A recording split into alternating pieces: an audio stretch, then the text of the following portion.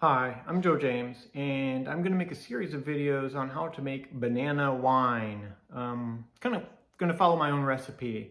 I read a few recipes online to get some ideas of what ingredients they put in theirs, and I'm going to deviate from that some. So I'm really not going to follow strictly a recipe that I found somewhere.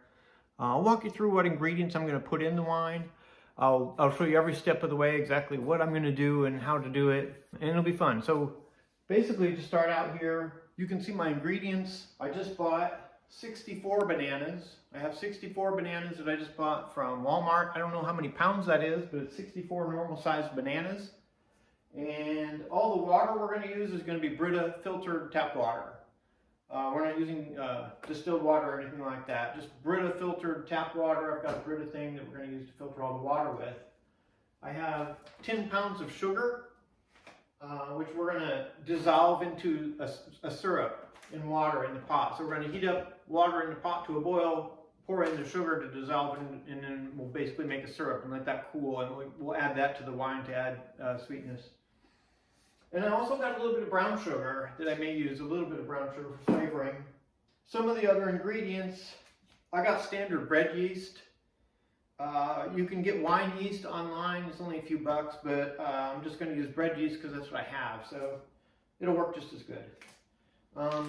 Tea, these are just Lipton tea bags, and I'm adding tea because some of the recipes called to add tannins, because I guess bananas are not very high in tannins, which is kind of a woody flavor.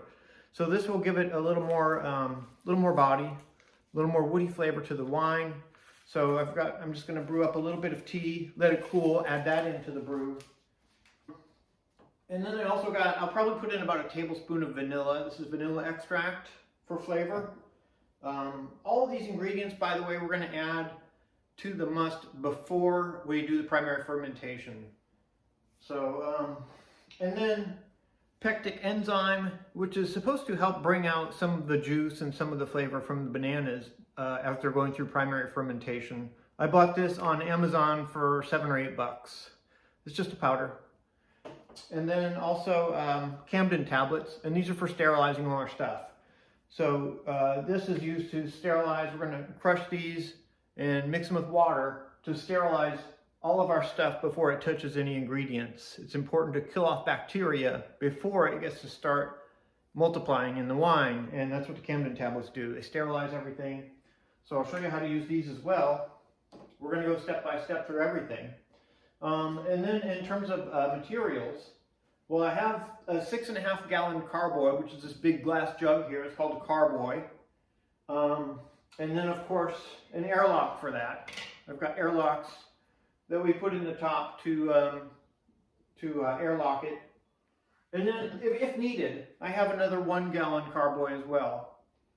I hope I'll need it, frankly, because what happens is when you go, after you get done with the primary fermentation, which takes about a week, you basically filter out all the solids, right? All the fruit and everything, and you're gonna filter all that out and do kind of a first racking and consolidate all of your wine from the buckets into the carboy. And when you do that, you're going to lose some, and then you're going to do, like 2 weeks later, a lot of solids are going to filter out and settle down into the bottom of the carboys. Hopefully when we do the first transferring the wine, we filter out the solid ingredients and transfer the wine into carboys. Hopefully we'll have a large jug and a 1 gallon jug full. And then after like a couple weeks later, some of the solids settle out. We'll do a first racking, and we'll probably lose some liquid then, so we'll be able to consolidate it to the big carboy only.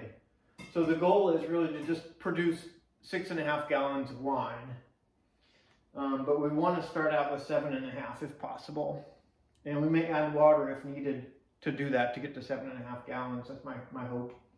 And I hope I have enough fruit. I basically planned on about 10 bananas per gallon of juice. I may need a few more bananas. We'll see. I have plenty of plastic buckets. I've got 4 of these 5 gallon plastic buckets. And again, like I said, we're going to sterilize these for use, but they're just, I've only used them for wine ever, so they're clean. I have a filter with, a funnel, and it has a little filter that goes inside of it. If I choose to use that, the filter is so fine that it just gets clogged up, so I probably won't use that. But there's a siphon thing here with a tube. So I've got a siphon and a tube, which is useful for transferring the wine once you get it in the carboys. There's this mixing spoon. We're going to need that, a long spoon, a mixing spoon. This is plastic. You don't want anything that's going to lock in any flavors or anything. This is just plastic spoon. This is going to be for scrubbing stuff, scrubbing down some of our materials. Let me see. And then this cheesecloth. You need a cheesecloth. And we're going to use that when we filter out all the solids from the wine, from the must. And that's about it in here. So those are our ingredients, and that's our supplies. That's really pretty much everything you need. Of course, you need bottles and corks. I've been saving bottles for a while. I'm going to have to save some more. It's going to take us about 3 months before I can bottle this stuff. So I have another 3 months to save up a few extra empty wine bottles, and then we can sterilize them using the Camden tablets before we bottle. But the bottling will be about 3 months from now. So the process basically is we're going to slice up the bananas and throw them into probably 2 or 3 buckets. We're going to spread them across 2 or 3 buckets. We only want the buckets about half full. We're going to make the syrup with sugar and water. We're going to boil the water, add the sugar to melt it into there, and then let it cool off to room temperature. And then we'll distribute that across the buckets as well. And the other ingredients as well, we'll probably mix that in with the sugar, right? And brew the tea as well. And we'll get the ingredients distributed probably across 3 buckets because I only want them about half full. And then we'll start the yeast. So to start the yeast, we can add just a small bowl of water, about 105 degrees, almost exactly 105 degrees. We'll add a little bit of sugar to it so the yeast has something to eat, and then I'll add the yeast. And that'll be our yeast starter.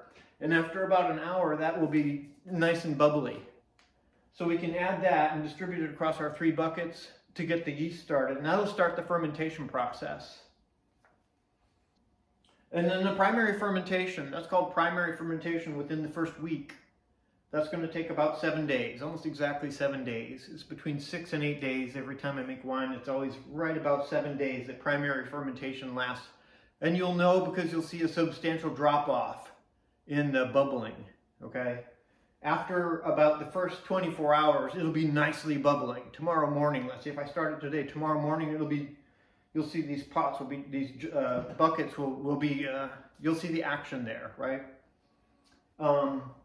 And so while we've got these ingredients fermenting in the buckets, and we're going to have lids on them all, but they don't need to be super airtight. But we're going to have lids on them, and we're going to have airlocks on them. A few times a day, we're going to take our spoon and kind of mash the ingredients down because the solids will float to the top. We're going to mash down the ingredients and kind of stir things up a little so things stay stirred and mixed a few times a day for the first week. And then when we see that primary fermentation taper off, that is when the primary fermentation is done. We'll siphon off. We'll filter them using that cheesecloth and a filter, maybe a strainer. If we have a lot of solids, we can use a strainer to do that as well, a colander from the kitchen. To siphon off all the hard materials, right? Bananas, peels. We're going to throw these in with peel and all. We're going to slice them up, but we're not going to remove the peels. So we're going to, after a week, we're going to take out all the solids from these buckets and pour the remaining juice, the must, into the carboys, and then put the airlocks on them. And then we're basically just going to let it sit, and that'll be secondary fermentation, which is much slower. So there will still be a little bit of bubbling, but not much.